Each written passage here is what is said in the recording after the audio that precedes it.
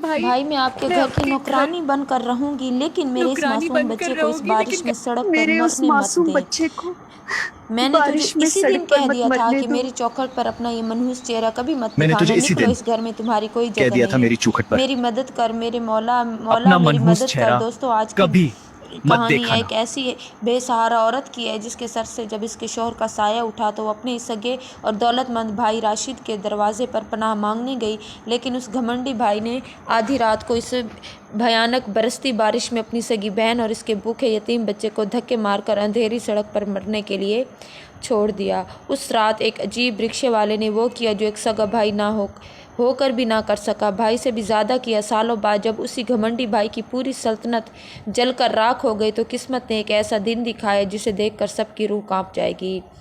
کیا عائشہ نے اپنے بھائی کو معاف کیا یا اللہ کی لاٹھی نے اپنا کام کر دکھایا تھا؟ عائشہ کی زندگی کبھی بہت سکون سے گزر رہی تھی۔ اس کے شوہر ایک بہت ہی نیک اور خدا ترس انسان تھے۔ طارق کی کمائی بہت زیادہ نہیں تھی، لیکن اس کے گھر میں برکت بہت تھی۔ وہ 5 وقت کے نمازی تھے اور حلال کی روزی کما کر اپنے چھوٹے سے پریوار کو خوشی سے پال رہے تھے۔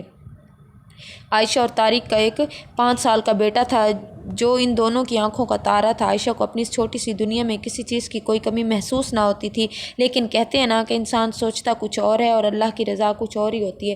ایک دن اچانک طارق کے سینے میں تیز درد اٹھا۔ اس سے پہلے کہ عائشہ کچھ سمجھ پاتی یا کسی ڈاکٹر کو بلا پاتی، وہ طارق دنیا کو چھوڑ کر اپنے خالق حقیقی سے جا ملا۔ عائشہ کی تو جیسے پیروں تلے سے زمین ہی کھسک گئی۔ جس انسان کے سائے میں اس نے اپنا دکھ سکھ دیکھا تھا وہ سایہ ہمیشہ کے لیے اٹھ گیا تھا۔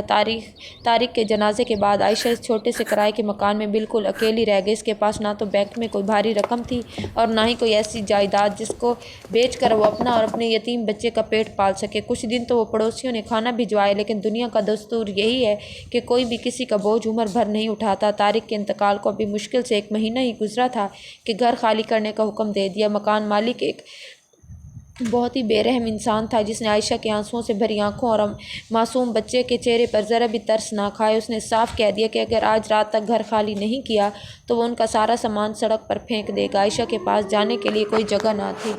آسمان پر گھنے کالے بادل چھائے ہوئے تھے اور پھر ٹھنڈی ہوائیں کسی آنے والے طوفان کا اشارہ کر رہی تھی۔ عائشہ نے اپنے پرانے کپڑے میں اپنا تھوڑا بہت سامان باندھ لیا۔ وہ گھر کی دہلیز پر کھڑی ہو کر پھوٹ پھوٹ کر رو رہی تھی، جہاں اس نے اپنی زندگی کے سب سے خوبصورت پل گزارے تھے۔ جب انسان ہر طرف سے بے بس ہو جاتا ہے تو اسے اپنوں کی یاد آتی ہے۔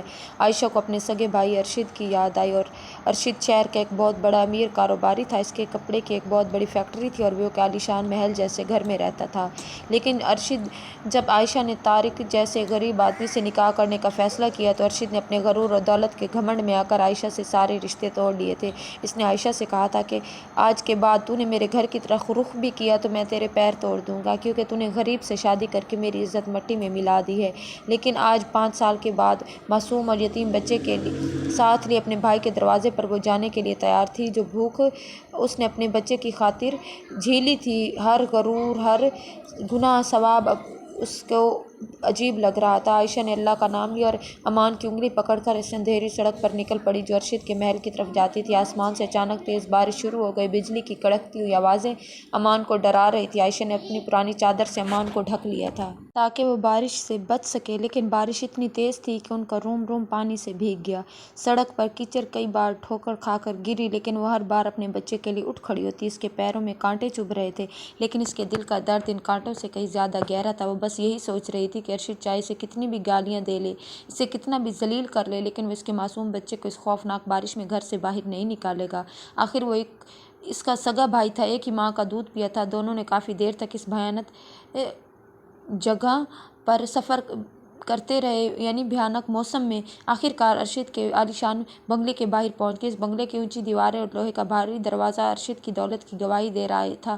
عائشہ نے کانپتے ہاتھوں سے اس بھاری لوہے کے دروازے کو کھٹکھٹایا۔ گیٹ پہ کھڑے گارڈ اپنی چھتری سے باہر جھانک کر دیکھے، ایک بھیگی ہوئی عورت ایک بچے کو لے کر کھڑی تھی۔ گارڈ نے سختی سے پوچھا، تم کون ہو؟ تم کون ہو؟ یہ اتنی رات کو یہاں کیا کر رہے ہو؟ عائشہ نے روتے ہوئے کہا، مجھے ایک بار بس اپنے بھائی سے ملنے دو۔ گارڈ کو عائشہ کی بات پر یقین نہیں ہوا، کیونکہ ارشد صاحب کی بہن ایسی بھکاری جیسی حالت میں نہیں ہو سکتی تھی۔ آپ باہر؟ ایک عورت کھڑی خود کو آپ کی بہن بتا رہی۔ کچھ ہی دیر بعد وہ باہر سے دروازہ کھلا اور ارشد اپنی مہنگی ریشمی شال اوڑھے ہوئے باہر آ میں نے کھڑا تجھے ہو گیا۔ اسی اس دن کے چہرے پر غصہ اور گھمنڈ کہہ دیا صاف تھا میری دکھائی دے چوکھٹ رہا پر تھا۔ عائشہ اپنے بھائی کو دیکھتے پھوٹ پھوٹ کر रो पड़ी, इसके पैरों के पास गिरी। इसने रोते हुए कहा, भाई मेरे साथ मुझे छोड़कर मेरा शौहर चला गया है, वो मैं बेवा हो गई, मेरा ये यतीम बच्चा 2 दिन से भूखा है।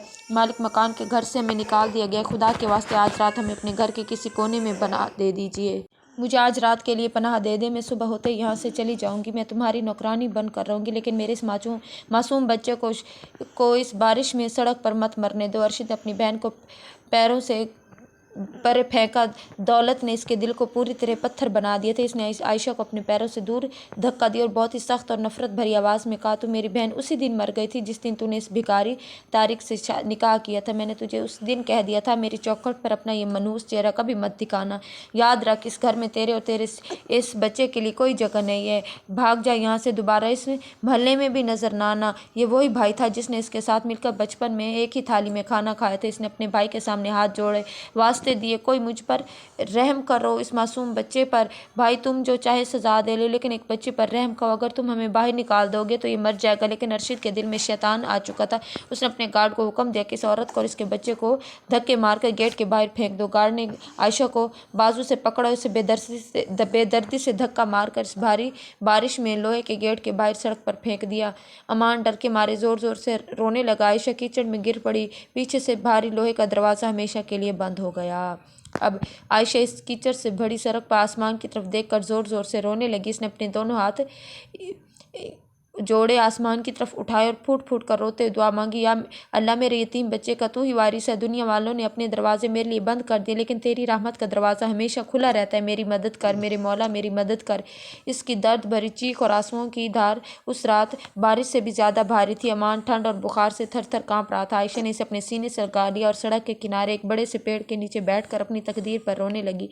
तभी इस खड़े पानी में साइकिल रिक्शा के घंटे की आवाज़ सुनाई दी। बहुत ही गरीब और बूढ़ा रिक्शे वाला था जिसका नाम रहीम था। रहीम के कपड़े फटे हुए थे और दिन भर की मेहनत के बाद अपने टूटे हुए घर की तरफ लौट रहा था। जब इसने उस पेड़ के नीचे एक औरत और मासूम बच्चे को रोते देखा तो इसने अपना रिक्शा रोक दिया और पास आया। इसने बहुत ही नरमी से पूछा, तुम कौन हो? इस तूफान में इस छोटे से बच्चे को लेकर यहाँ सड़क पर क्या कर रही हो? उस अजनबी रिक्शा वाले को इसने अपनी दास्तान सुनाई। रहीम की दाढ़ी सफ़ेद थी, इसके चेहरे पर नमाज का नूर झलकता था। इसकी आंखें आयशा की कहानी सुनकर नम हो गई। इसने कहा कि बेटी, जिनके सगे भाई दौलत के नशे में अंधे हो जाते हैं, अल्लाह उनके लिए गरीब गैबों से फरिश्ते भेज देता है। बात मेरी ये है कि तू मेरी बेटी और ये यतीम बच्चा मेरा पोता है। जब तक इस रहीम के शरीर में जान है, तुम दोनों को कभी सड़क पर सोने नहीं दूंगा। बेटी, अल्लाह के लिए मेरे रक्षे में बैठ जाओ। आयशा को ऐसा लगा जैसे अल्लाह ने सच में इसकी दुआ सुन ली है। इस बूढ़े गरीब इंसान के रूप में आसमान से कोई फरिश्ता उतार दिया है। आयशा मान को गोद में लेकर इस पुराने रिक्शे में बैठ गई। रहीम ने अपनी पूरी ताकत लगाकर इस तेज़ बारिश और कीचड़ वाली सड़क पर रिक्शा चलाना शुरू किया। काफ़ी देर बाद वो एक बहुत ही करीब और तंग बस्ती में एक छोटी सी झोपड़ी के सामने रुका। ये रहीम का घर था।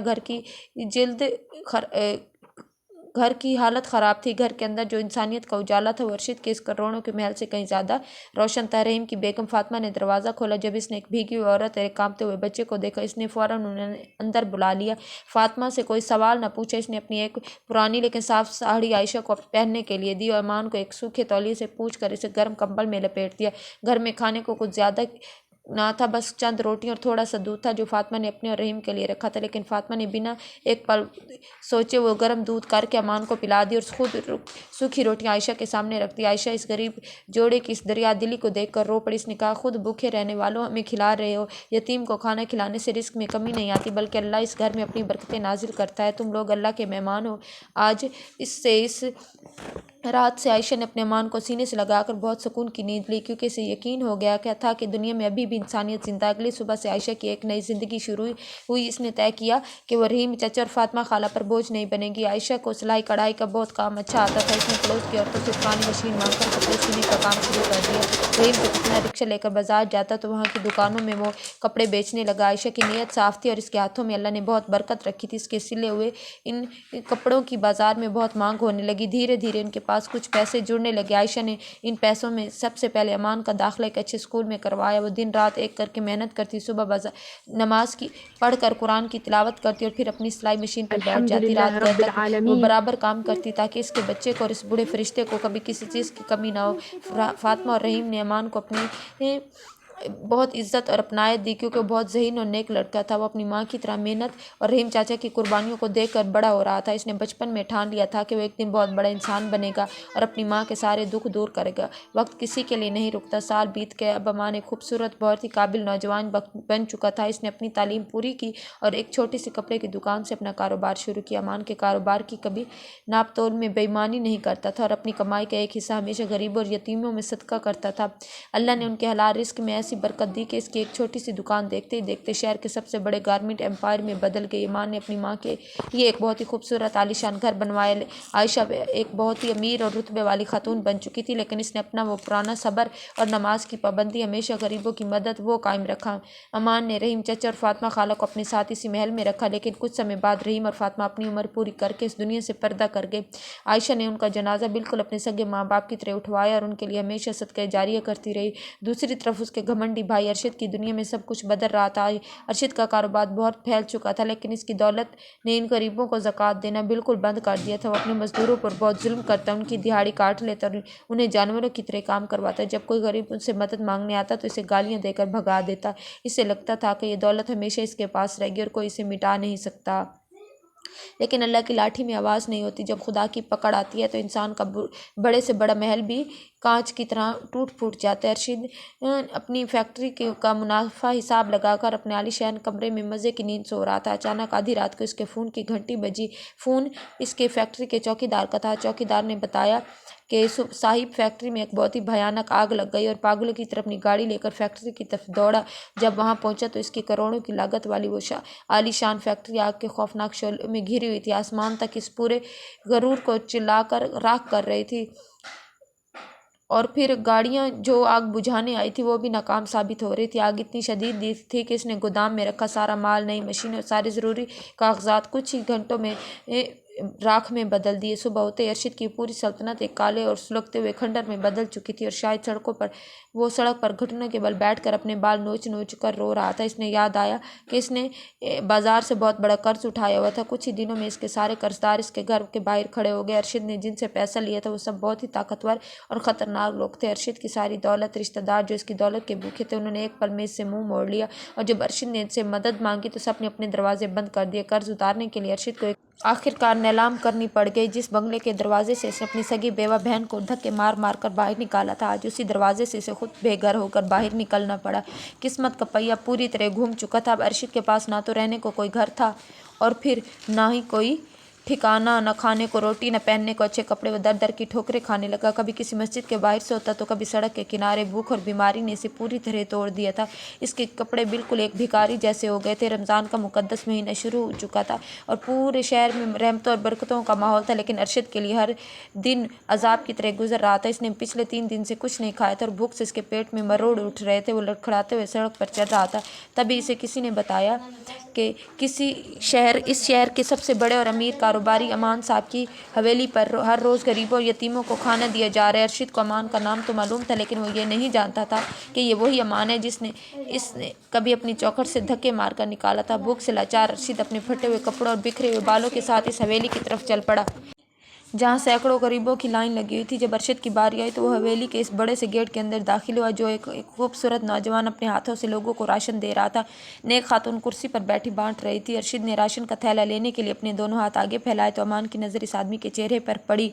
अरशद ने भी अपना सर ऊपर उठाया। वक्त जैसे वहीं थम गया। अमान ने अपने जालिम मामू का चेहरा पहचान लिया, जिसने इसकी माँ को इस तूफानी रात में खून के आंसू रुलाया था। उधर अरशद की नज़र जब कुर्सी पर बैठी इस खातून पर पड़ी तो इसके पैरों तले से ज़मीन खिसक गई, क्योंकि वहाँ अरशद के हाथ से राशन का थैला ज़मीन पर गिर पड़ा। शर्मिंदगी और पछतावा ने इसके दिल को छलनी कर रख दिया। अरशद बिना कुछ सोचे आयशा के पैरों में गिर पड़ा और फूट फूट कर रोते हुए कहने लगा, मुझे माफ़ कर दे मेरी बहन, अल्लाह ने मुझे मेरे गरूर की बहुत भयानक सज़ा दी है।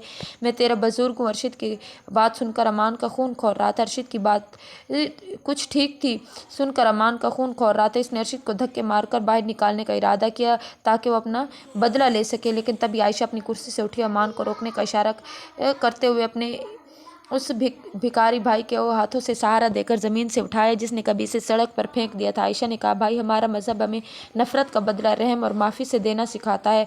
आयशा ने अपने भाई के जोड़े हुए हाथों को अपने हाथों में लिया और कहने लगी, मेरे भाई, मेरे اور پھر بیٹے سے کہنے لگی اپنے ماموں کو گلے لگاؤ، گھر لے چلو۔ گھر آ گئی، اچھے کپڑے پہنائے، اپنے ساتھ ہی رکھ لیا۔ امان نے بھی اپنی ماں کی نیکی دیکھ کر اپنے ماموں کو گلے لگا لیے۔ کچھ دن گزرے تو راشد کی حالت بہتر ہو گئی۔ اس کا علاج کروا کے جب وہ ٹھیک ہو گیا تو امان نے اپنے ساتھ اپنے پلازے میں ایک منیجر کی پوسٹ پر رکھ لیا۔ وہ دونوں بہن بھائی اور امان خوشی خوشی زندگی گزارنے لگے۔ دن گزر رہے تھے، امان کے لیے خوبصورت رشتہ دیکھ کر اپنے امان کی شادی کی تیاریاں شروع کر دی۔ دوستو، یہ کہانی میں سبق سکھاتی ہے کہ دولت اور طاقت کا گھمنڈ انسان کو اندھا کر دیتا ہے، لیکن جب خدا کی لاٹھی چلتی ہے تو انسان کو سنبھلنے کا موقع نہیں ملتا۔ زندگی میں کبھی کسی غریب کو حقیر مت سمجھنا اور ہمیشہ یاد رکھنا کہ معاف کر دینا اللہ کی سب سے پسندیدہ صفت بھی یہی ہے۔ امید کرتی ہوں کہ عائشہ کے صبر کی اس کہانی کو ضرور آپ کے دل نے چھوا ہوگا۔